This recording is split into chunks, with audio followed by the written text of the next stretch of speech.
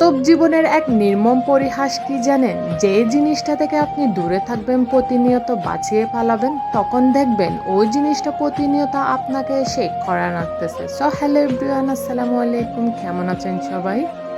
সবাইকে আরও একটি ডেলি ব্লগে স্বাগত জানাচ্ছি। আজকাল বেশ কিছুদিন হয়ে যায়, তারপরও আমি কোনো ডেলি ব্লগ দিতে পারি না আর কি। কেন জানি না, একেবারে মন মানসিকতা উঠে গেছে কাজের প্রতি।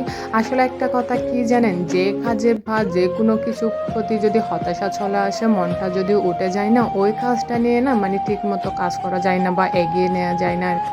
জানি না, সব কিছু তখন একদম বিরক্ত লাগে আর কি, কাজ করতেও ইচ্ছে করে না।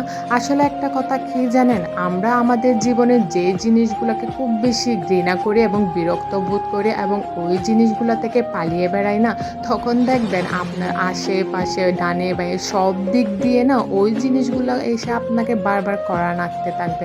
তখন ওই জিনিসগুলো না আপনাকে আপনার রাস্তা পরিবর্তন করতে একদম জোরে সুরে বাধ্য করবে।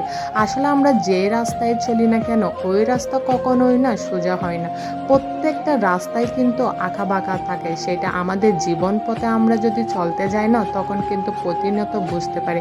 আসলে কেউ কখনো এটাও বলতে পারবে না যে কোনো রাস্তাই সোজা। আসলে এটা ঠিক যে প্রতীকেই কিন্তু পথ সৃষ্টি করে, কিন্তু ওই পথ যে কত আঁকাবাঁকা হয় জীবনের চলার থাকবে, যে ওই পথটা যে কতটা আঁকাবাঁকা হয়, সেটা আমরা যারা পথ তৈরি করি শুধুমাত্র তারা জানি। আর পরে গিয়ে যে হেঁটে যায় না, সে কখনো ওই রাস্তা তৈরিতে কতটা পরিশ্রম নয় সেটা কখনোই বুঝতে পারবে না।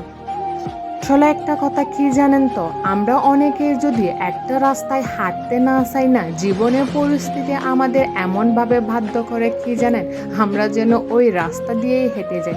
আসলে কোনো রাস্তাই না সহজ হয় না, কোনো গন্তব্যই না সহজ হয় না।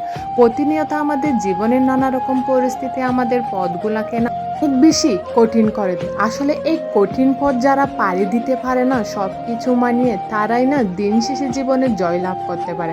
আসলে আমাদের জীবনটা না খুব বেশি ক্ষণস্থায়ী, কিন্তু এই ক্ষণস্থায়ী জীবনে যে আমাদের কত কিছু যে পার করতে হয় প্রতিনিয়ত, শুধু যারা পার করে তারাই জানে।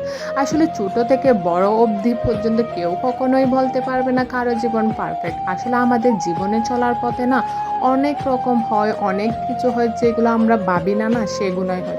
আসলে আল্লাহ হচ্ছে উত্তম পরিকল্পনাকারী। আমি বা আপনি হাজার পরিকল্পনা করলেও না, আল্লাহ ওই যে উপরে যিনি বসে আছেন, উনি আমাদের ভাগ্যে যেটা লিখছে, উনি যেটা আমাদের জন্য পরিকল্পনা করে রেখেছে সেটাই কিন্তু হবে।